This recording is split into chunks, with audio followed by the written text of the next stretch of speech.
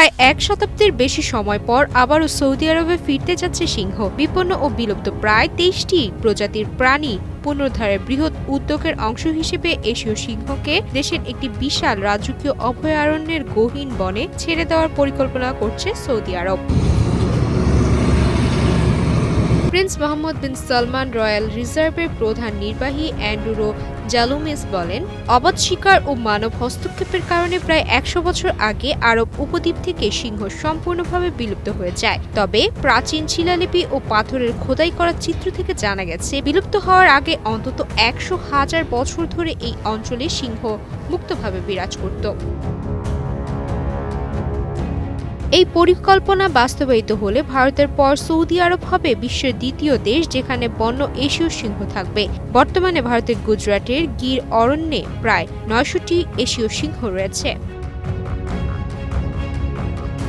প্রস্তাবিত অভয়ারণ্যটি আয়তনে লেবাননের চেয়েও দ্বিগুণের বেশি বড় হবে। প্রায় ২৪,৫০০ বর্গ মিটার জুড়ে বিস্তৃত এই রাজকীয় সংরক্ষিত এলাকা যুক্তরাষ্ট্রের ইয়েলোস্টোন, দক্ষিণ আফ্রিকার কুরগার কিংবা এখানে হিজাজ পর্বতমালার প্রায় ২ কিলোমিটার উঁচু চূড়া থেকে শুরু করে লোহিত সাগরের গভীর প্রবাল প্রাচীর, আগ্নেয়গিরি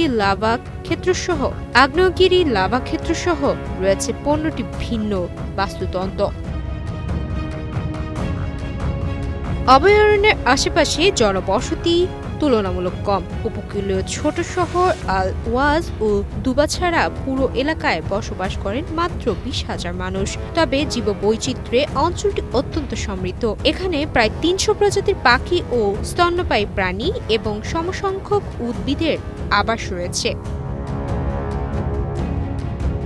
এরই মধ্যে কয়েকটি বিলুপ্তপ্রায় প্রাণী এখানে ফিরিয়ে আনা হয়েছে। এর মধ্যে রয়েছে ঘন্টায় ৭০ কিলোমিটার গতিতে দৌড়াতে সক্ষম পার্সিয়ান ওনাজার, যা ১০০ বছরের বেশি সময় আগে অঞ্চলটি থেকে বিলুপ্ত হয়েছিল। ২০২২ সালে ছাড়া বিশেষ প্রজাতির হরিণ অরিক্সপো এর সংখ্যা বেড়ে এখন ৮৬টিতে দাঁড়িয়েছে। ভবিষ্যতে চিতাবাঘ পূর্ণ প্রত্যাবর্তনের পরিকল্পনাও রয়েছে।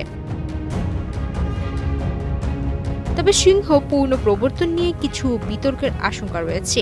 জালুমিস বলেন, মানুষের স্বাভাবিক ভয় ও নিরাপত্তা উদ্বেগ বিষয়টিকে চ্যালেঞ্জ করে তুলতে পারে। এ কারণে স্থানীয় বাসিন্দাদের সঙ্গে নিয়মিত বৈঠক করা হচ্ছে এবং তাদের কর্মসংস্থানের সুযোগ দেওয়ার উপর জোর দেওয়া হচ্ছে।